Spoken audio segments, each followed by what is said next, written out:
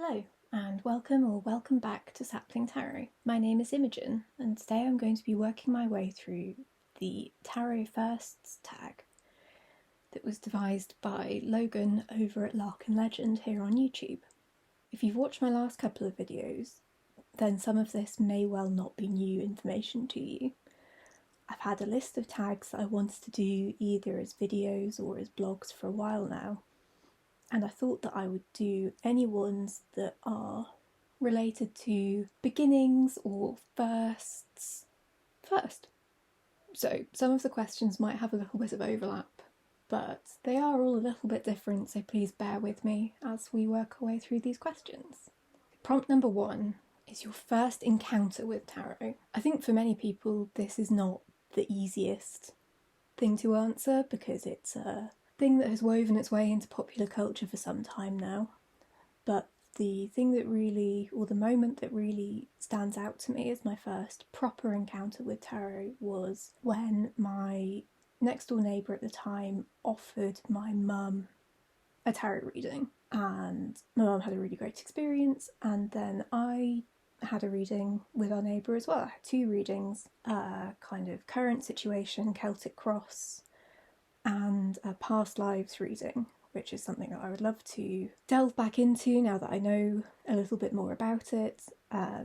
If you offer past life readings, please do comment below because I would be super interested to look into that kind of reading again. But yeah, she was absolutely fantastic. She was a sociologist. She was a still is, a super intelligent and wonderful woman who gave incredibly insightful readings that were just absolutely fascinating, and that was what bit me with the tarot bug, and it's been with me ever since. So the second prompt is your first deck, mass market and indie.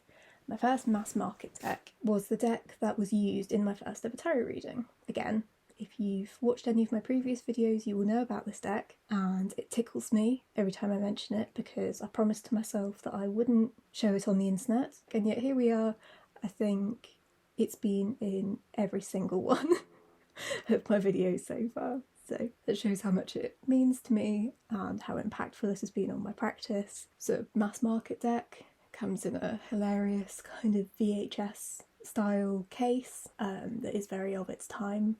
I think this deck is as old as I am, and yeah, so what is the deck? If you haven't seen my previous videos, this is the Osho Zen Tarot, and cool blimey, some of the imagery is a bit tricky. That's a nicer one, let's have that one. It is a tarot system kind of its own creation.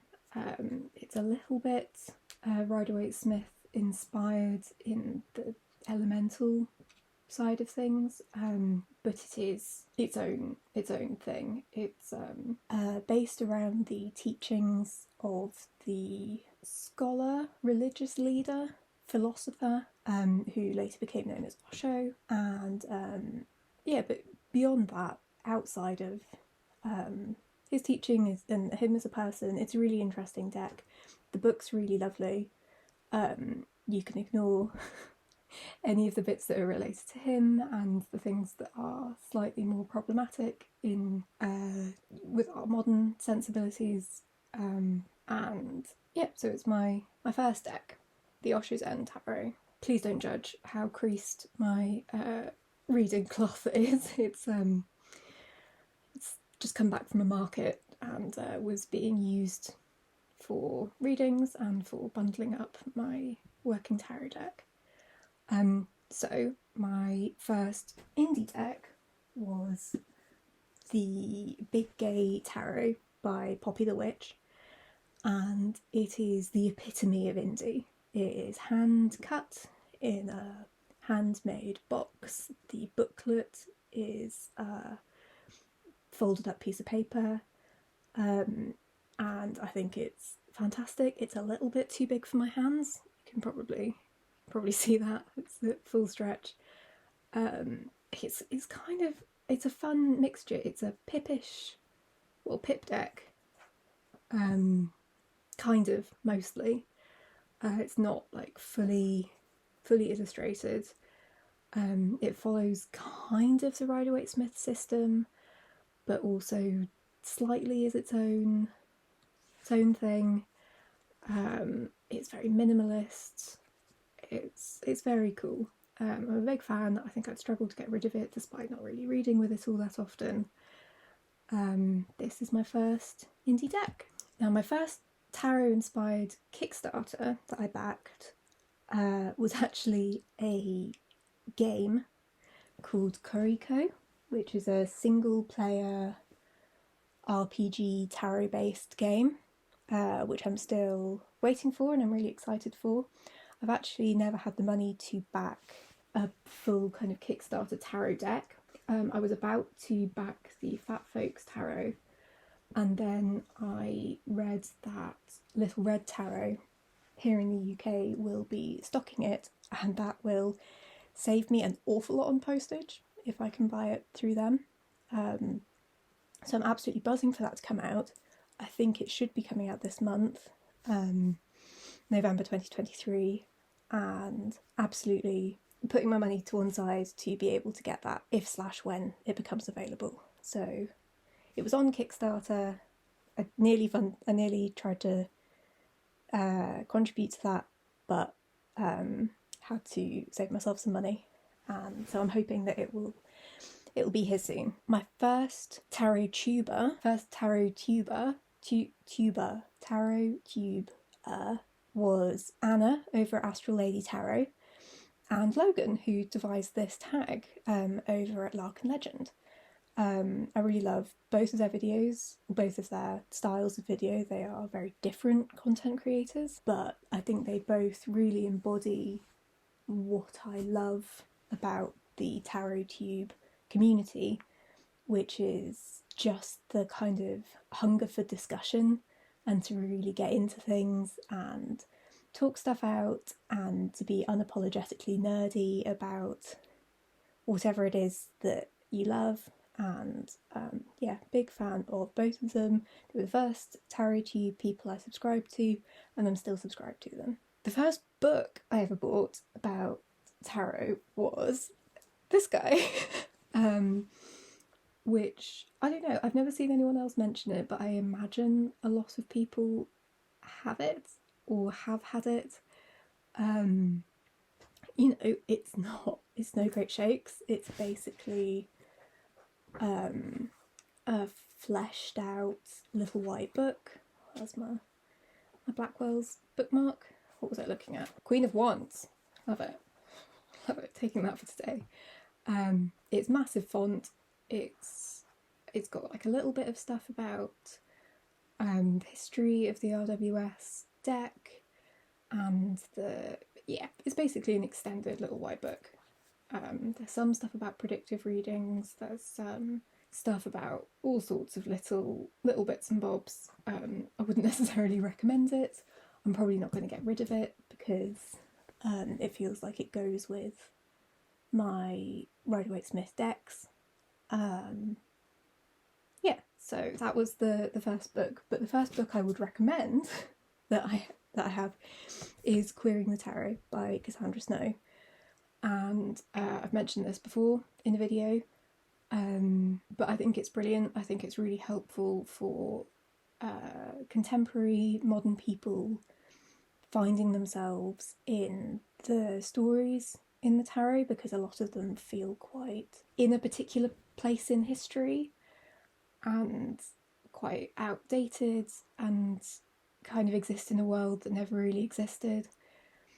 And so in terms of people picking up a tarot deck and making it work for them, I think anything that you can read that expands on the archetypes and the imagery, particularly in something like the RWS, I think that it's a really great book, and any book like this is worth having.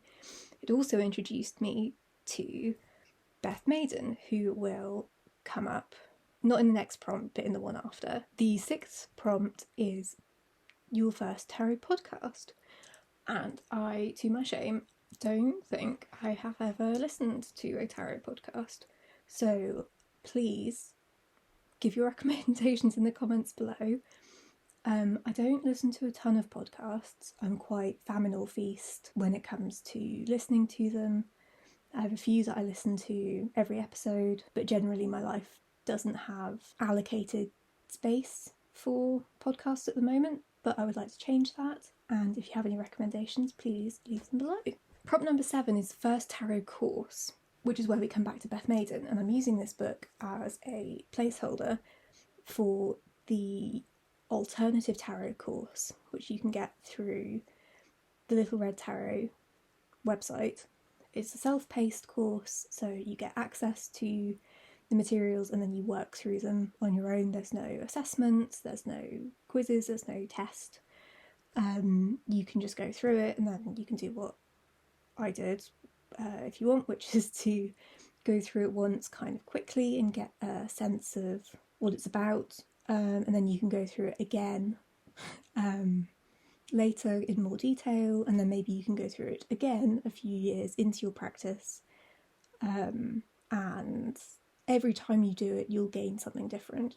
I think it's completely fabulous. Again, going back to what I said about querying the tarot, anything that you can consume, ingest, that helps broaden and expand on the classic tarot, I think is really, really beneficial for your tarot practice on the whole, but also for personal development, because I think that it's, as many people say, a mirror to the wider world, and I think it can help open our eyes to all sorts of limitations and boxes that we put ourselves into and that we put other people into. And courses like this and books like Queering the Tarot are great ways to start to break open those boxes and release ourselves and other people from those limitations. So the 8th prompt is the first tarot teaching you relearned. And I'm really struggling to come up with an answer for this one. The first more than 10 years of my tarot practice, I used one deck that was not a classic deck. It worked for me. It did the spooky tarot thing that tarot does. It brought me so many answers and so many additional questions. But I was never really taught anything in particular. So when I went on to expand my tarot knowledge and to kind of retrace my steps back into more classic tarot systems like the RWS, I've dabbled a bit in Marseille, I've read a reasonable amount about the Thoth, but I didn't really have any classic teachings or books really to have to unlearn, and I think that that's a really interesting place to meet the tarot from, because I think lots of people start out with an RWS and the book, and then they learn that really firmly, and they have that really embedded, or another system, and then if they want to expand on that, they have to really break through what they've already learned and kind of break it up. I suppose some of the myths that I've been exposed to are things like not being able to buy your own tarot deck, or you're not a proper reader if you don't read reversals, or how to treat your tarot deck. There's a lot of stuff to do with kind of energy cleansing and stuff like that, and it's not stuff that I connect with particularly in the way that tarot works in my life, and so I've just kind of binned any of that before it's really lodged. So yeah, I've been really lucky in the way that tarot came into my life and that I've been able to use it, is that I've not had any massive unlearning or relearning to do. I suppose the only thing I can think of is the idea that you have to know absolutely everything by heart and all of the layers and all of the kind of esoteric knowledge before you jump into it. And I think that that's just not really how anyone's brain works. I think most people learn by doing, and I think this deck as a beginner's deck, which I don't know if I'd recommend it as a beginner's deck, but was quite good because you could never really, I mean, I'm sure there are people who know all of the background and all of the teachings of each of these cards, but I could certainly never absorb all of the intricacies and the stories and the funny little anecdotes and idioms and things. I never managed to. So I suppose this deck taught me that, which is that you don't need to know it all to start. You just need to start, and then you'll never know it all. You just got to keep pushing if it's something that you enjoy, and keep learning, and that's kind of the joy of it. Prompt number 9 is the first deck you rehomed. I think the first deck I rehomed was the Harmony Tarot. I struggle to remember the name. It's a really pretty deck, but just wasn't for me. It had its own system. I really liked the floral elements to it and the motifs, and I liked what she did in terms of creating her own major arcana, but it just didn't really work for me. I was able to pass it on to someone I love very dearly, and her tarot practice is very different from mine, and spiritual practice, and so I think it works really well for her, and that's really joyful. Yeah, it was absolutely nothing against the deck, it just, sometimes I get a deck in my hands and almost immediately know that it's just not for me, even if I've seen all of the imagery online before and chosen it really carefully and saved up for it. Sometimes you just get it in your hands and you go, oh, this is meant for someone else. This is, we're not kind of meant to be in that way. So prompt number 10, nearly there, nearly at the end. Deck that touched you emotionally. Well, it wouldn't be surprising to say that the deck that first touched me emotionally was the Osho's End Tarot, because it was the first reading I ever had, and it got me right in the gut and showed me a lot of things that I hadn't been prepared to deal with at that point, and then didn't deal with for a long time until afterwards. And it really, that was what bit me with the tarot bug, but also that was a moment where my world expanded exponentially, because I was able to go from my very kind of logical, rational upbringing to start to kind of crack open the door to there are more things in heaven and earth, and so that touched me emotionally, it touched me spiritually, and it's been with me ever since. The final prompt, here we go, is your first tarot inspired artwork. Now, this is an absolutely impossible question for me to answer, because I've been making tarot inspired artwork for a long time, certainly. So I'm going to put some up on screen. Some are good, some are bad. Please withhold judgment. These are my own doodles. I have sold some of them in the past. I don't think I have any up for sale at the moment. Not that you necessarily want them. So yeah, here is the art. Thank you so much for being here and for listening to me ramble on about my tarot firsts. Thank you again to Logan over at Larkin Legend for coming up with these questions. This was really fun and arguably less rambly than some of my previous videos, and so for that we are all grateful. So thank you for watching, thank you for listening. Hopefully I'll catch you in the next one. Bye!